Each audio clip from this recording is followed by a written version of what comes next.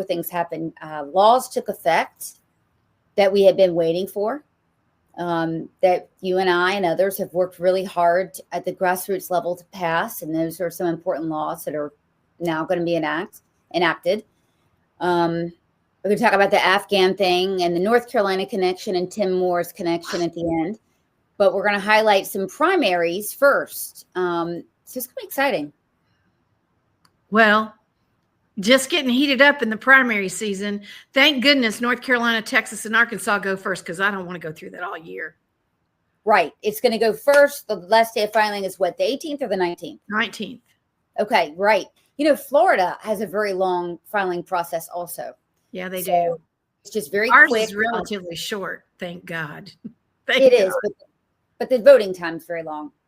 Yeah, well, I mean, the good news is we get the primary done, runoffs done, and then we really just have to listen to the ads. And really, you have to do that because we don't get TV for North Carolina. You're not in the media market. You're not one of the main media markets like I am. So, okay. So Irina's Law.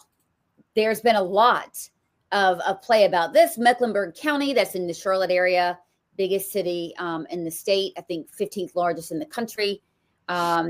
You know, Irina Zaruska, obviously, this is the law in her namesake, passed for her because of really the revolving door of criminals, not only in Mecklenburg County, but every other Democrat-run city. So this eliminates the no money bail. So that's huge. That's going to be very important. Magistrate oversight. So we've got some magistrates, you and I have talked about this, where that one particular magistrate in Charlotte that had to do with releasing DeCarlos Brown Jr. didn't even live in the state. Is that correct? Well, we don't know if she lived in the state. We know she's not from the state, and she wasn't in the state very often. So we don't really know. She has multiple residents in Ohio, Michigan, and North Carolina, apparently. And multiple businesses in other states. So it raises the question. She has no footprint here. So we're going to have magistrates, obviously, that are overseeing. This is a very big problem. So this is one of the things that the law will allow for. Again, this takes effect, you guys, today.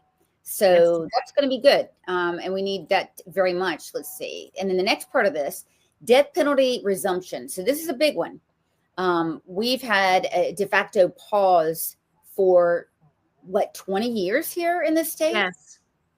Okay. So it requires lethal injection and backup methods. Now, I get the feeling we're going to have to oversee this because with the governor, Josh Stein, a Democrat, he's going to do everything he can to stop it. Well, I think one of the things you're going to see, Sloan, is pardons and commutations are not going to happen at the end of a term. I think the governor is going to start doing pardons and commutations for those he doesn't want to see go through the death penalty, because like Roy Cooper did, who let a two-time murderer have a sentence commuted. Josh Stein is just as bad and allows crime to be, rampant, and he's going to use his pardon power. Earlier on, well, politically, I mean, that will affect politically somewhat. We can be able to use that, in a campaign, I would imagine.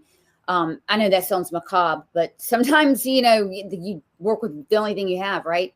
Okay, so this is an expansion of involuntary commitment. This was important in the DeCarlo Brown Jr. case because we've seen this over and over again. These violent criminals, their moms try to turn them in, their family tries to turn them in. Nobody will help them. Well, the biggest problem in North Carolina is we stopped using mental institutions like Georgia Dix and others, because honestly, it was the safest place for them. Right. For society, for them. That is huge. And so I know that there's going to be the last thing I like to hear about politically is a committee. There's going to be a committee to undertake. Another committee usually means you're going to do jack shit about it, but to open mental institutions, we have to stay on that. So DAs get a formal role in the hearings. This is why, let me tell you, DA elections in all 100 counties in North Carolina will be during the midterms, and that is why you need to get your ass out to vote. And we're going to be pestering you about that from now until next November. Well, the biggest things we got to do, get good sheriffs in there that are constitutional Mhm. sheriffs, get great judges in there, and get good DAs in there. Yeah, That's yeah, really, really going to save North Carolina. yeah. And a lot of people don't realize it until something horrible happens to them. Like this. Yeah. So absolutely have to do that. Order study. Oh yeah, there's another word in politics I despise: a study. The link between mental health and public safety. Let's see what happens in that study. Okay, here's another one: Political Terrorism Prevention Act. So it creates a new category of crime motive. Right, political ideology becomes a legally recognized basis for enhanced punishment. So if you come here to my house or where I'm parked or whatever and want to key my car or bash my window in, and we find out the motive is because could be anything, but Republican, it's going to enhance the penalty. And this was a bipartisan, widely supported bipartisanly. Sentencing shift: felony class bumped up one level and loss of parole options. Death penalty. So if you, God forbid, have your life taken, or if your family has your life taken because of political motivation, capital murder. Strong AG involvement. Special prosecutors. The AG we have now, not so great, right? But I think that this, even though it says against political violence, do you think that it has the chance to be politicized here? What is political violence? Because I got to ask you, if somebody files a false defamation case against you, is that because you're a Republican? Is that political violence? It's political violence to your free speech, your constitutional rights, and your pocketbook. So, I mean, that's the point I'm trying to make is what's the term mean? Because if it means something, because this lawfare bullshit, this lawfare bullshit, it begs the question, right? If you get, and I'm just saying, this is a random case, right? Hypothetical. Let's just say that you post on X, and the police, they go and they see on your X masthead a very innocent picture. That you're a Republican. Is that political violence? As you put that slide up, I started thinking, is speech political violence? Because the left says that all the time. And if it is, I'm definitely going to use that law to my advantage. If you know. Okay. So that's coming into effect. Okay. So this is a big crime bill. So it's SB 311, doesn't have a sexy name, but this is kind of cool. Mass picketing. Okay, so if a crowd blocks the entrance to let's say you're in a salon, okay, or whatever, right? There's a few ladies working there, and somebody politically doesn't like that you voted for Trump, right? And they organize a rally right in front of the door, and people can't get in. Never thought of this, but it does happen. And so this is called unlawful conduct in a workplace, and that's good. Well, would that be at like UNC's ROTC building? I would imagine that there would be enhanced federal laws for doing that on a campus. Yeah. Very interesting. So employee only area. Okay. So if you are, this is kind of neat. It's the first time I'm hearing of this. So if you're just in a grocery store minding your business, that's never going to be trespassing, obviously. But when you jump over the counter, that's going to be an extra penalty. You see? Yeah. I want to read that one because it sounds a little bit like there's more to it than meets the eye. Well, it does look like an enhancement. So if you're going to be charged with armed robbery, you can also be charged with this. Hey, Cajun, how are you, darling? Oh, I love your icon. You have it holiday adjusted. Very, very cool. Larceny gift cards. That's about time we got to that one. Yeah. So if you steal a gift card, if you steal it from somebody or you steal it from a store, I think probably the same thing. A felony, so they have the same charges as larceny, etc. Felons using firearms, there's an enhancement. And I think what this is doing, this hits repeat offenders where it matters: time, certainty, and seriousness. So it's not a new charge, it is an enhancement, because if they're already a felon committing a felony with a gun, they're already going to be charged. This is another charge. So this is, enough to keep repeat felons like the ones we've seen in Charlotte, Mecklenburg County over and over again behind bars. And there needs to be enhancements, because we've said this over and over again. Criminals do not care about permits or, concealed to carry document. They don't care about that. They're going to get a gun any way they can. Correct. And I think this is good, because they're saying that even if, you've got a bad DA, even if you've got a bad judge, this is something that would hold. Or if you've even got the best judges and DAs in place, right? And you can't make the charges stick or whatever, for whatever reason, you can use it, right? So this is good. Yeah, I think that compounded with habitual felony attempts in North Carolina, which is not another enhancement. When you can stack the enhancements, that's when you can really keep them behind bars. I'd love a 3 strikes law, and I think we're getting to that. That's what our habitual criminal law is. We need it a little bit more laid out. I think we could all agree we need that. Anti-squatters law, we talked about this earlier in the year. It finally becomes law. It's a brand new fast track anti-squatter, dedicated, expedited court process, meaning you don't have to go into the regular court, which could take you 30 days. Perfect. Good.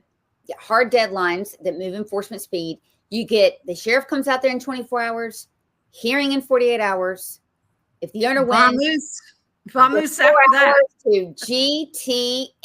Oh. Okay. Good. Yes, it adds teeth. It shields good acting magistrates and others. It's just, so we have a lot of rental properties. I know that in Western North Carolina, it's big business. On the coast, it's huge. Well, I think the bigger thing is it really settles in the fact that owners of property have rights, and they're going to recognize those rights and put them forefront. And that's what we need to do. Correct. Definitely. Forefront. Got to have that up there. So speaking of Charlotte, we've been speaking of Charlotte and crime, etc. Charlotte just got a brand new police chief to replace Jennings. First of all, I want to say this: drop dead gorgeous. She is leaving Raleigh, where I am, okay, and she's going to Charlotte. But look at the violent crime increase since she has been here in Raleigh.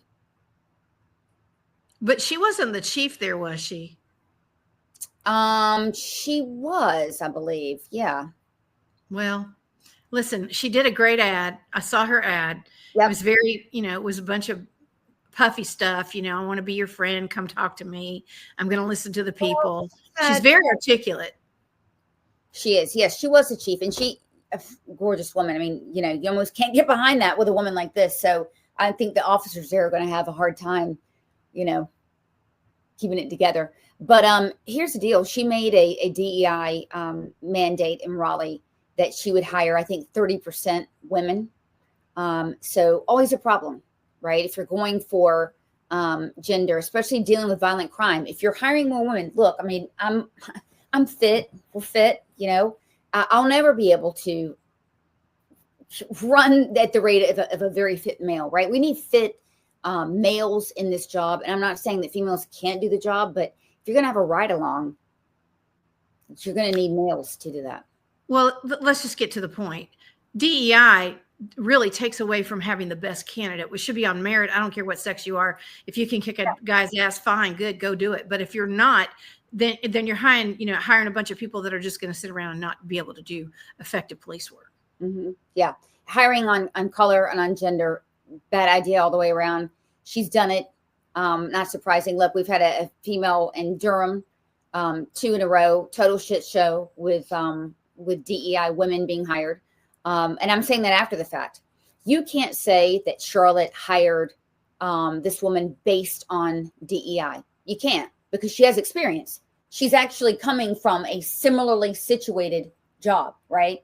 But the other ones, like the one in Durham, she didn't have the same experience. So in other words, when you go looking for something, a lot of times you're going to find crap quality. Probably so. So, I mean, I just I don't agree with the whole DEI thing to begin with. I think there are plenty of people that have the skill sets to be able to do the job, and merit is the most important thing, especially in a safety job. When it comes to public safety, when it comes to healthcare, like we've been talking about with foreign doctors, pilots is another thing you don't want to mess with. Right. You don't want that. So you can't afford any mistakes. So anyway, all right. So let's talk about who filed today. There were not really any surprises here. Okay, this is funny. Elizabeth Temple. I looked and I said, who the hell? Okay, so she ran against Larry Strickland in Johnson County and got 10% of the vote in a primary. Really? Mm-hmm. Well, God bless her. She thinks she's yeah. Well, there's more. So apparently, she was a substitute teacher in Wake County in 2020, and she faced the accusation from students that she was racist in class. We know that's always correct. She denies it. She told allegedly children that if their parents did not vote for Donald Trump, they weren't Christians, and that she these are allegations she denies. Also, she said allegedly that the way the boys were dressed would land them in prison for the rest of their lives, and they were Black. They were 10 years old. This is what they say. This is what she says. But then she goes on to say, this was the weird part. She said she was a member of the NAACP and worked with William Barber. Now, this does not look like a typical member of the NAACP. Listen, this whole group right here, I'm concerned. It's not that I don't love Don Brown. It's not that I don't respect him. I'm concerned. This is $1 billion race, not $1 million race. And someone's going to, the candidate pool is concerning to me. Okay. Why don't you think that Don can do the job? Is it a lack of fundraising? I don't think that he can't do the job. I don't know that he can win. Right. That's the concern.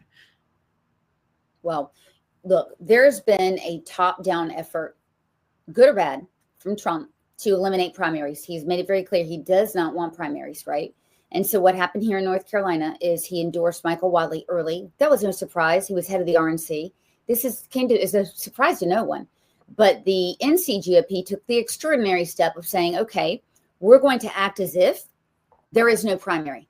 Correct. We're going to act as if that's already been conducted, and we're going to coronate Michael Whatley as the winner, and we're going to act like that, and it matters in financing.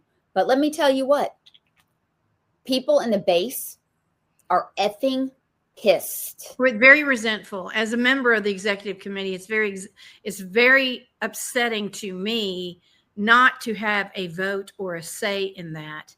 For someone, that's no different than what they did with Kamala Harris to me. Yeah, people are very resentful. Now, I don't know why this woman is in here. This is weird. Who put her in there? I mean, what? She put herself in there. She thinks she's Nah, somebody set this up. That's insane to me. So, I mean, Elizabeth, if you're listening, we want you on the show. We definitely want you on the show. Definitely. But with all due respect, we don't know who the hell you are. Okay. We just know what we see. You're ready to come onto the show and tell us why you have the money to raise to beat these gentlemen, and we are going to listen to you. Okay, NC1. Here's who we have. So far, Republican. If you're seeing the red here, it's a Republican. Okay, Bobby Hoenig, who has been a state rep and a state senator. I like him. Okay, Eric Roos is I believe a city councilman. He's a businessman too. He's a successful businessman as well. Businessman. Now, Sandy Roberson, he is a character. He has run in the primaries before.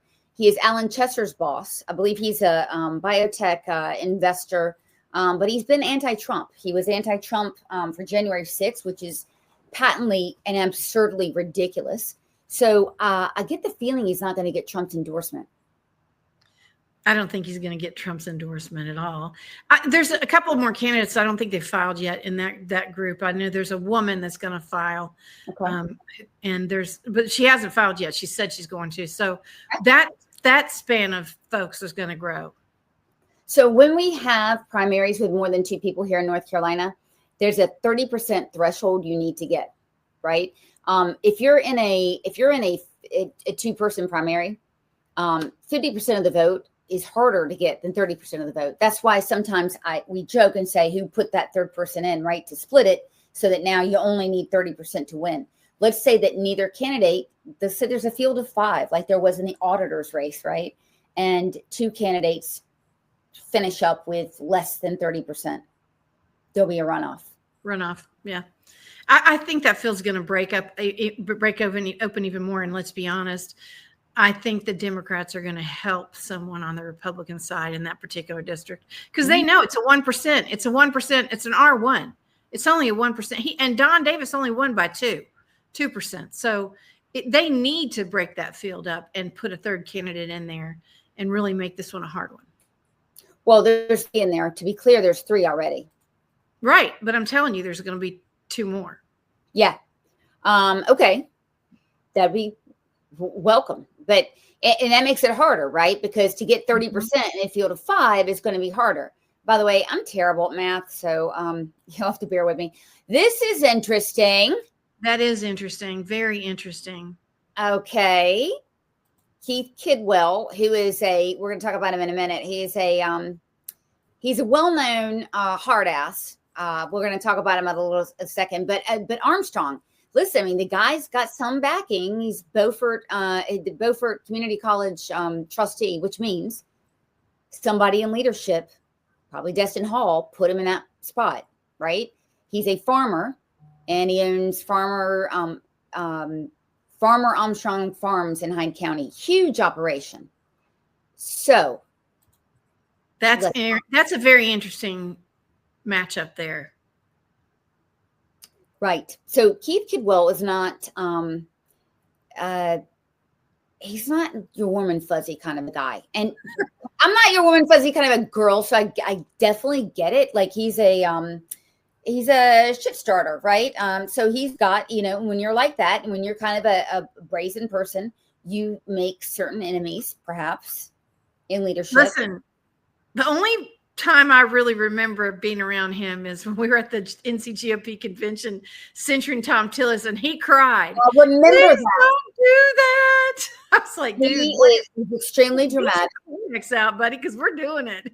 Yeah, he's extremely dramatic. He's done some great legislation. That's the fact. And then he helps run the DOJ committee, which I haven't really seen a lot from.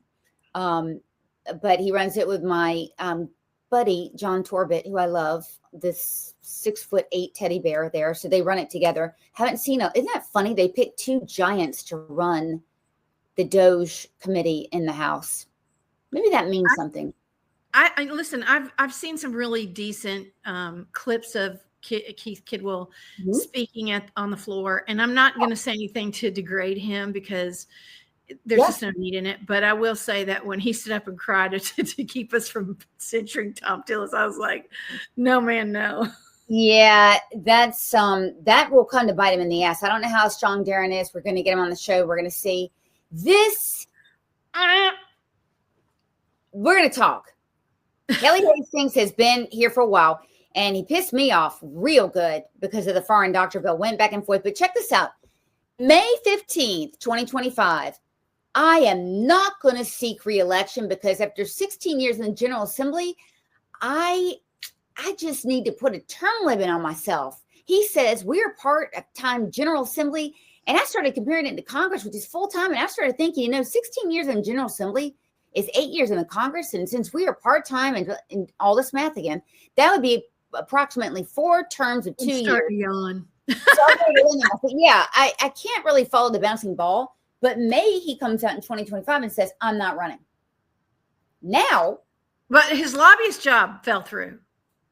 Ooh, damn. So this little girl is running.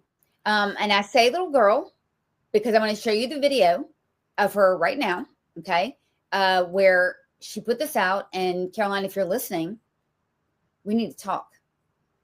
I'm so excited to announce that I've filed for candidacy to be your next North Carolina House member in District 110, which is Cleveland and Gaston counties. Some dates that are coming up are February 6th, which is the last day to register to vote in the Republican primary or change your party affiliation. And then early voting will be here on February 12th. So before you know it, let's all get out and vote Eason for North Carolina House. I'm not loving it. I'm not even liking it. So I did a little perusing on Caroline's timeline. Mm-hmm. And while I admire her for getting a pharmacy degree, which I believe she has a PharmD, I'm not really hip on some of the things she's hip on. Like, she supported the bill that we've been talking about that gave more openings for pharmacists, for PAs, for DOs. But she also thinks it's a great idea that pharmacists get to give out vaccines. And I'm just, no, you're not a doctor. Okay. So that's interesting, because I don't know if I've made up my mind yet on that. So why do you think, tell me why you think doctors should be the only one to give out vaccines? I don't say that doctors should be the only ones, but a pharmacist doesn't go to school to inject people. They are absolutely the most knowledgeable on what the vaccines actually have in them. But I don't like the idea of you going to an urgent care facility at the CVS and having a pharmacist give you a dosage. That is, their job is to hand you pills, but I don't see it's their job to inject you with medications. And I don't know. I have an aversion to that. And I don't disagree with her running as a candidate. Actually, it's good to see women run, young women who are, really, she's very engaged and enthusiastic, and she's obviously talented, but I don't agree with her. She wrote an abstract paper about that. That's what she did, which she used to give to the General Assembly about why pharmacists should be able to do some of the things they're now able to do. So I see your point. But I'll raise you this. So I'll be full candor. Do you know what B12 shots are? Oh yeah. I give myself B12 shots. They keep you energy, blah, blah, etc. So, to me, I don't think there's anything to it, right? And I've been in healthcare before, and I know that the argument is always access. As far as vaccines go, you and I share the same thought. I don't get vaccines. So it's not something I do, and I'm very conscious about it. But you could say, and I think this is what she'll tell her voters, expanding access to care. She'll make that kind of argument, right? That's what she did make in the abstract. Yeah. She made it all about rural communities and expanding healthcare to within retail environments, to be able to go to one stop and get all your medicines and your vaccines and vaccinations. Right. I know every time that I go to the pharmacy, I pick up something for my family, whatever, they're always asked, have you gotten these vaccinations, blah, blah. And I'm like, no. So I know that they're doing that, right? It's happening. No, I understand. I understand that that's what she's pushing, but she may do very well with that agenda. It seems to be popular, but I'm telling you that this presentation, the presentation I just saw. It's Caroline Eason. I'm so excited to announce that No, ma'am. You've got to work on your body presence. You have to. You have to. You're going against this guy. Hang on. Wait a minute. Okay. And whatever, rightly or wrongly, this looks great, Caroline. I love what you've done here, right? You got to work on your presence, because I'm telling you, people are going to vote for this guy over you. And if you don't want that, hit me up. Okay. It's all good. We need to change your glasses. You're going to be great. All right. So here we go. All right. So by the way, Caroline, if you're listening, use this against him. Ask him, say, listen, you didn't want to run. Now you want to run. What's going on?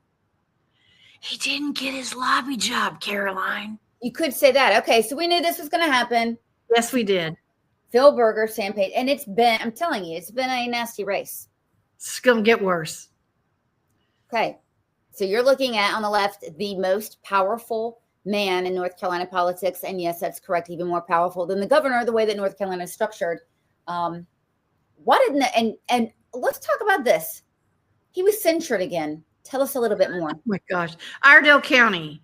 I think that's Sean McGowan is the chair there for the GOP. They censured him last week. I don't know what the precipice has always been, he endorsed a Democrat in a judge's race. But I honestly think it's a stacked deck because there are a lot of people in the state that are involved in that race and that will be in Rockingham County to ensure that he does not get reelected.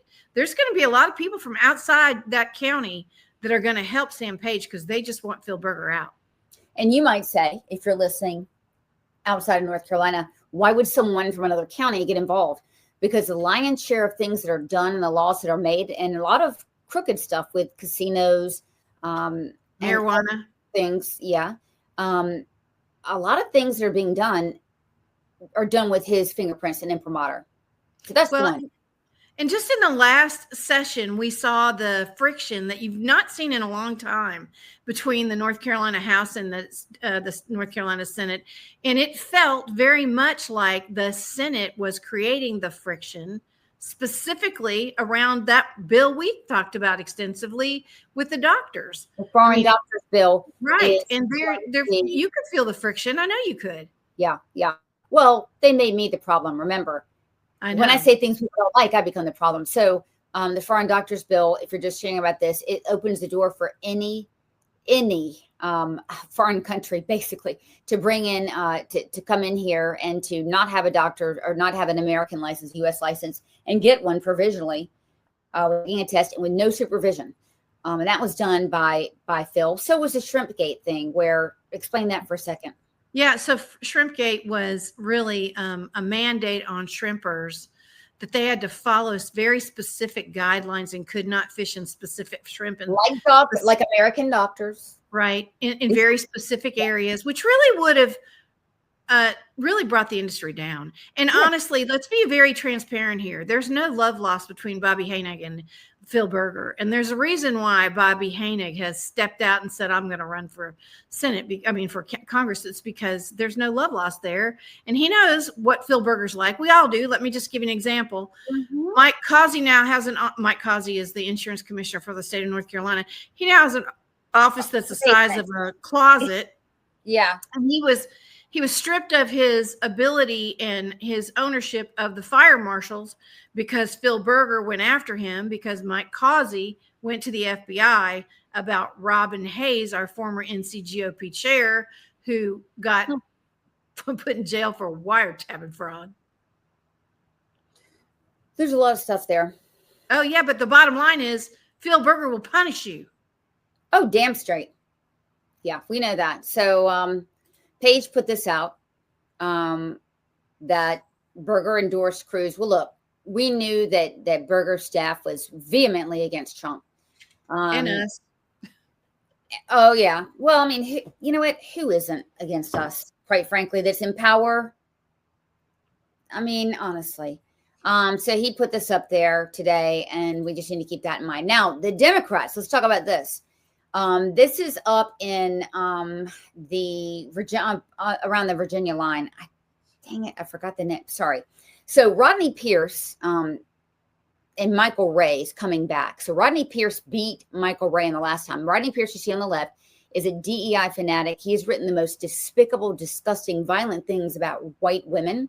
He was a teacher, and he was fundamental in helping North Carolina put the most horrific things into the social studies curriculum that you would ever want to see. So Michael Ray is I guess you would say moderate, and lost by 34 votes. Oh, wow. So good. We'll have to help old Michael get his job back. Well, Michael Ray voted. Actually, he voted for his constituents. He, voted to keep men out of women's spaces. And it infuriated the Democrats. Obviously, the Democrat Party leadership here in North Carolina is excruciatingly radical. We're talking about they love and embody trans and militant Islam at the same time. Well, hopefully the voting now that the North Carolina State Election Board is going to make sure that people are American citizens and check their ballots, maybe old Mike will get back in there. Yeah, Roanoke Rapids is where. Oh yeah, right on the guy's despicable, literally despicable. So we have to hope for Michael Ray. Now this is interesting. This is in Wake County, right around where I am. So this is House 37. Wake County now has 2 reps, a very, very blue county, right? It has 2 reps that are Republican, Erin Paré and Michael Sheaslitz. Well, this is in Erin Paré's district. She hasn't registered yet. She hasn't signed up yet. She is a 3-term rep. So the guy you see on the left is a UNC law professor, and he's big in the community. The guy on the right is a PhD in government affairs and works in government affairs. And both of them are very active in the community. So so they're running against Erin Paré. They're in a Democrat primary, but the primary candidates have been that she's beaten Sydney Batch before. So, and that district is an R+3, I believe. I thought it was R2. I don't know, maybe an R2 or an R3, but the Fuquay-Varina mayor, Democrat, Republican, just lost after, I think, 3 terms. So we just had a massive Democrat sweep over that way. Well, Erin should be nicer to people that are not so mean to her. She might need their help. Well, yeah. I think when you're in politics, again, I keep saying it, if you're in politics, the job is, addition, not subtraction, multiplication, not division. So, because when you get in tough times like this, you need allies, and you need important people. When you piss people off, they're not motivated to help you. No, and frankly, Erin, I just want to tell you, your latest picture doesn't look anything like you did when you were a Redskins cheerleader. Damn. I'm a cheer mom. I can say whatever the hell I want.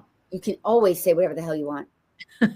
There's going to be some strong competition there. So we need to pick up the pace, pick up the messaging, and build bridges rather than burning them down. I couldn't agree more. So this is from Chris Cooper. I want to credit him. I got this off of his Twitter feed, and his name is on the bottom. Okay. And if you don't have his Substack, I would highly encourage you to get fabulous. Great stuff. Great stuff. So this is a number of contested primaries for the General Assembly, 2018 to 2024. Okay. So, and it's pretty on, right? It's pretty, yeah. So it shows just in both parties that there's been a demonstrable drop in primary challengers. Well, the other part it doesn't show this, but we know this. There may be a drop in challengers, but what we have seen is if you look at the Libertarians in the House, they're going up. And while they stayed steady in the Senate, guarantee you they'll go up this year. Primary challengers. Correct.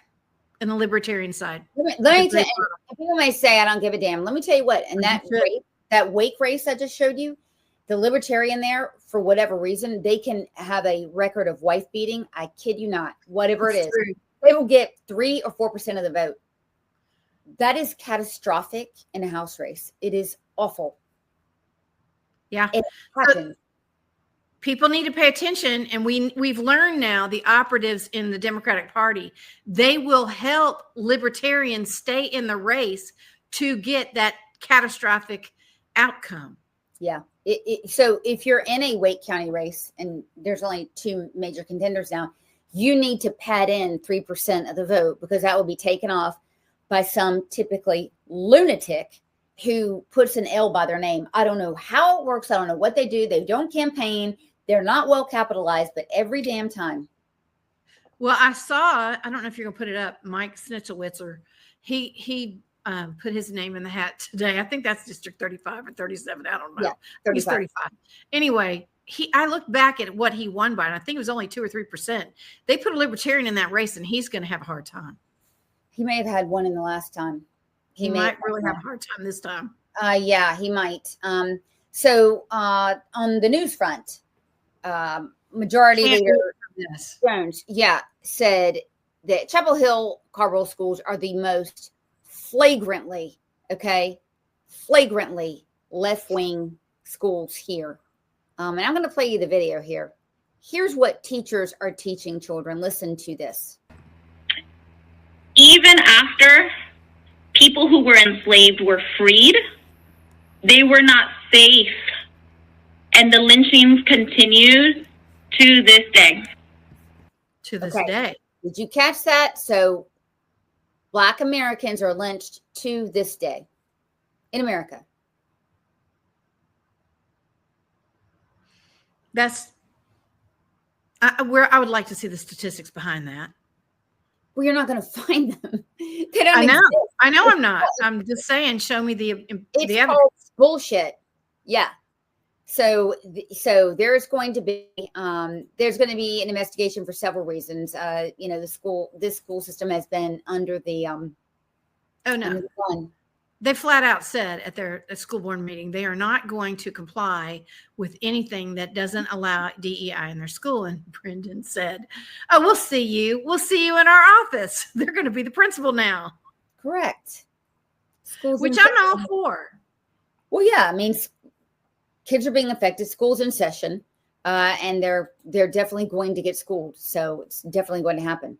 Okay, so we had a tragic the day before Thanksgiving Islamic terror attack in DC, and I mean, in broad daylight, you can imagine. But two guardsmen from West Virginia were gunned down, and one lost her life. This is Sarah Brockton, I believe. Can you check that name? I think I've got it. Yeah, I think Brockman. Yeah, Brockman. Lost her life. And the other one is Lowe, and he's making a recovery. But come to find out, the guy is Afghani, and he came in on a program that we knew damn well that there was going to be no vetting. Why? Because Biden was in office. That's why. Well, and we saw it with our own eyes. We literally saw them stack that plane or several planes filled with people. There's no way the State Department over there could have vetted. There's no way that anyone on this side could have pulled off that plane and put in a line and actually vetted with any sense of true governance. And then they put them on military bases and housing and in areas around people. And we saw the crime start to take off immediately. Huge. Child rape, rape of women, beating of spouses. I mean, the cases are so voluminous, we don't even have time to highlight them. But actually, if you go to, I think DHS on X has done a nice chronicling of what these were. Okay, so these were people that were not vetted. In this particular case, this killer had some dealings with the CIA. They said that he was vetted and radicalized in the U.S. I'd like to know the mosque he was radicalized in, because that's where it happens. Well, and I don't know if you read this, but he had a sponsor, a family sponsor, like a multi-million-dollar family sponsor, who clearly didn't pay attention to these people, just put them in their house and said, "Have a good day." And it apparently has had other discussions with other people from Afghanistan in the California area. So he's been around doing some things. Oh, yeah, definitely. We'll get to the bottom of that. But I will never forget, and I was extremely pissed off on the day of Abbey Gate. Oh, let me remove this. Let me put this up. Hang on. Hold, please. Okay. So look at the date here. This is Abbey Gate. This is right around the time. This is actually a day after the Abbey Gate tragedy. As we're leaving, there were 13 military members set to guard an exit point, and they lost their lives by a terror attack. The terrorists were embedded in the people they were trying to get rid of. So on this date, Tim Moore, who at the time, guys, was our House leader, right? One of the most powerful people. Now he's in Congress. He dropped this video on that date. Instead of talking about our military members, here's what he was talking about in this video, and it really pissed me off. who firsthand know some of these individuals in Afghanistan who are trying to get to freedom, who are worried that they or their families are going to be beaten or executed. We've seen these images. This isn't just something that's not happening. This is something that's real. And like so many others, I want to know, what can we do to help? I reached out earlier today. I called the governor and had a very good conversation with our governor, encouraging him, and I want to encourage every agency we have to make it clear that North Carolina can be a home for these folks who have been properly vetted by the State Department. Properly vetted. Well, first of all, okay. So if you like Tim Moore, you'll say, well, the man said properly vetted. But how in that? First of all, I want you to know, I'm going to put this up. This was passed, and I'm going to show you the votes unanimously in the House 2 days after Abbey-Gate. No state in the union petitioned Congress Biden directly and begged them to bring in Afghan migrants into this country. North Carolina was the only one. Let me show you the votes. The only one in the Republican Party who did not vote because they were not there. Kidwell, good for you. Moss, Rogers, Carson Smith, Bowles, who's not there, and Bumgardner, who's not there. Those people, first of all, as a Republican, we were talking about the borders in late 2021. You should have known damn well there was no vetting going on. Shame on you. Well, and I've read this to you earlier, but I think it's very poignant, and I'm going to have to look down to read it, but I want to read what Dakota Myers, who's the Medal of Honor winner, and if you don't know his story and you haven't read his book, you absolutely should. He's got a great Substack, but he said, I brought my interpreter to America. I lived the process, rightfully so. It took years of background checks, years of interviews, years of Americans, not Afghans, verifying who he was, right. Years of cross-checking his service, his actions, and his character, years of military leaders reviewing the risk, the credibility, and the truth behind every claim. Nothing relied on Afghan paperwork. Nothing relied on Taliban-controlled systems. Nothing relied on emotion. It relied on Americans who served with him, trusted him, and firsthand had proof of his loyalty. Now, I will not deny that it was frustrating. It was slow and it was difficult work. My interpreter is successful, patriotic, and grateful to be here. That's the product of a real process. So how in the hell could Tim Moore say that these people could be vetted by the State Department when there's no government in Afghanistan? That's the whole problem. Well, look, at the end of the day, here's what has happened.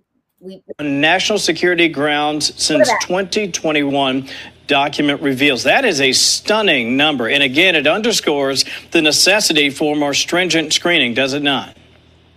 Yes. I mean, think of it. You don't just go down to the Kabul Department of Motor Vehicles and get information in regards to an Afghan. So there has to be a much more in-depth process. And remember, the State Department in an after-action report said the Biden administration said just get known better.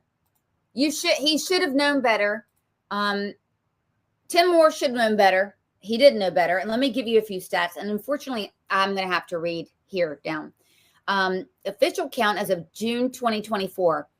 All in all, okay, DHS says that came in, the ones that Tim Moore looked at you and said, I'm going to ask the governor, Democrat, and every He loves immigrants. He loves Democrats. Yeah, I'm going to ask them all. I don't believe Tim Moore is a veteran. I don't know if he knows what the hell he's talking about or dealing with. If you had to take a guess, and I didn't tell you earlier before we got on the show, how many would you think? Well, I know it's a scary amount because I heard Congressman Tiffany just then talk about 5,000. So I'm sure it's more than that. 3,140 after that program in North Carolina. They're here now. There's actually more than that. If you look at the refugee status that's passed. I got so fiery. I think we just got kicked off.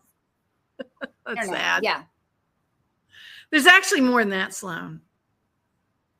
Okay, so there's more than that that are declared. So all of these congressional reps that are talking about this, I know Brad Knott, this is a centerpiece for. I know Congressman Mark Harris, Pat Harrigan. What are you going to do about your colleagues' F up? What are you going to do to vet them and to get them out? And take into account what a Medal of Honor winner who spent days on in the back of Afghanistan with no help, what he said it took to get his interpreter through the process. Because what the State Department did and what we have seen done are different. And I'll tell you a story. I don't know if you know the story, Sloan. There was a Marine over in, I think he was in Afghanistan. They're a baby, you know, when a civilian is hurt over there, they're obligated to make sure they're taken care of. And a baby came in, a very, very newborn baby that had some very concerning injuries. And in the end, the Marine family wanted to adopt this baby.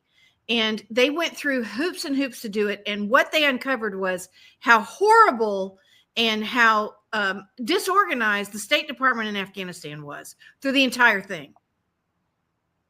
So if that's just over a baby, can you imagine what they're doing with a? Well, my brother won a Bronze Star, by the way, for building hospitals in Afghanistan. So he knows, a lot about what that takes and what it entails. And I called him before the show and in talking with us, and he said, even though I worked, hand in hand for years with a lot of people, some of those same people perpetrated acts of terror against our own troops. And it's hard to vouch for people, right? Even if you're a service member, just one translator, right? How do you vouch and verify multiple? You just can't. Correct. Tim Moore should have known better. And I want to know what the hell is going to be done to protect us from what Tim Moore has said. He earlier said in the video, it just applied to translators. There's not no 3,144 translators. He's full of it. What did he do? Their families came too, so we know that's bullshit. Oh my God. And by the way, we've seen this. They get housing before Americans do. Veterans. They school resources. Yes, they use school resources. They get health care. This has really pissed me off. Tim Moore, I'm sorry, I've never liked, because he has always been a Democrat in disguise. This proves it. This isn't a rhino policy. This is a Democrat. I don't even know if it's Democrat, because again, North Carolina was the only state that did this. So why is that? Well, here's another question. Where the hell are they? Where are those people? Where did you hide them? I would absolutely like to know. I'm concerned for the welfare of the citizens of the state. Extremely. If you let them in and we have no idea where they're at. Well, I mean, we can get to it, and we can work with people in ICE and DHS, and they are. But this data here scares the hell out of me, because I'm hearing that there's 75,000 altogether in the Afghan program, and that much in North Carolina that we know of. This is insane and ridiculous. Not only are resources up in, they wonder why there's a housing crisis and an education crisis here. I mean, this is and a crime problem. I'm not blaming all of them, all of that on them, but specifically heinous crimes toward children. We know they have no value for children. And now we're getting it. Now we may know why we're getting another shitty Republican policy. Nobody has ever done this in the history of this country. The Republicans wrote and passed a bill that will allow Afghani doctors. How the fuck are we going to verify an Afghan doctor, an Iraq doctor, an Iran doctor? How are we going to verify that? Well, they haven't thought that out yet, because they're thinking, to your point, healthcare access. Well, here's the big red flag. If Roy Cooper wants you to do it, you should never do it. Never. The fact that he was just jumping all over this, that should have been the big red flag right there. Anybody who stands behind Roy Cooper and smiles like a jackass while he's signing a bill, or Josh Stein, pretty much should be taken out of office.